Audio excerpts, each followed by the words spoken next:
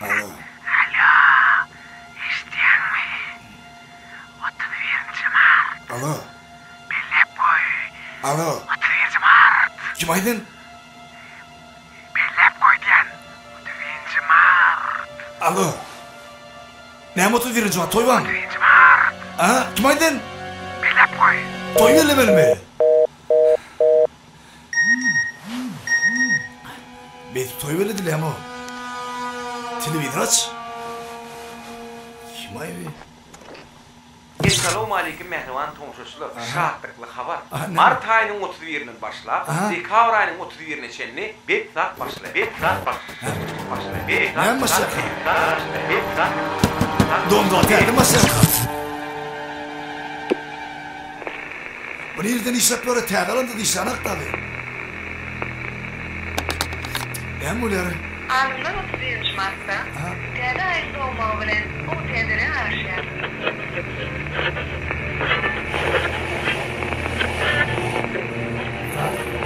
Asya. Doktor Asya.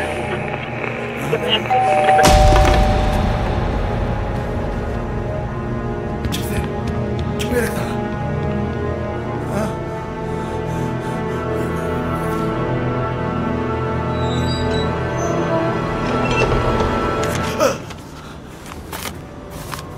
Ne bakalım? Aşağıya çık. Çağın geldi. Bir emezire oynayalım.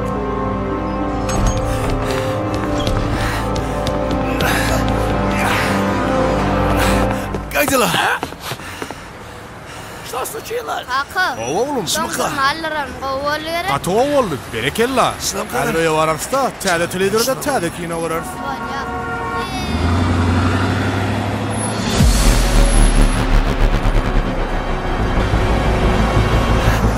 Hey, stop!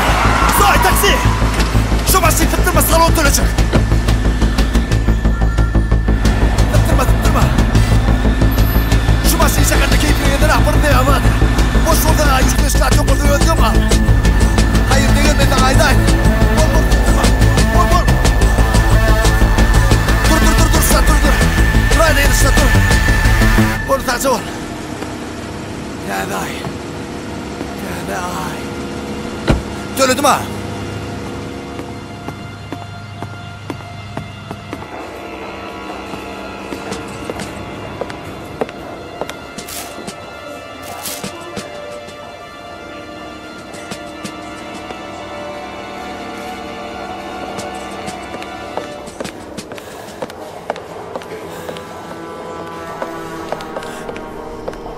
Teday. Ne biliyorsun? Şunu da bırak. Yine.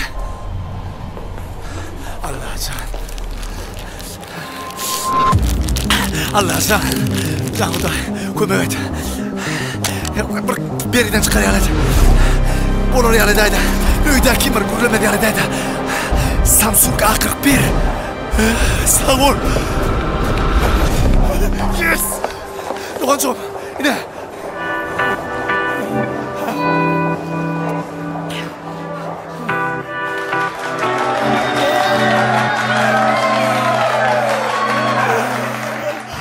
Yes! Ha? Sim kartı yok. Ne yapacaksın öyle? Alo. Sana da.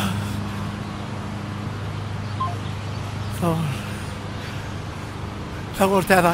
Mehriban iyileşler. Qadırlı dostlar. Meşhur Tədə Ay brendi öz müşterilerine 31 Mart'tan 31 dekabr aralığında ulu aksiya ilan ediyor.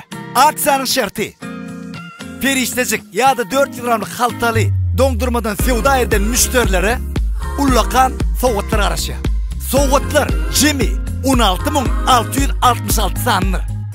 Onların arasında 10.111 tane mut dondurma, 35 tane smart televizorlar, 70 tane green peşler, 1000 tane öycüklü el telefonları, 4000 tane smart saatler, 150 tane velosipedler, 350 tane rükzaklar, 1000 tane toplar karışa.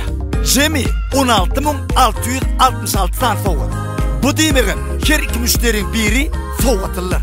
Şoň üçin men size her ikiden biriniz derle, her birinizde uçuşlar arzu edýär. Netibeňiz diýler. Altın aşyňyz alçy bolsun.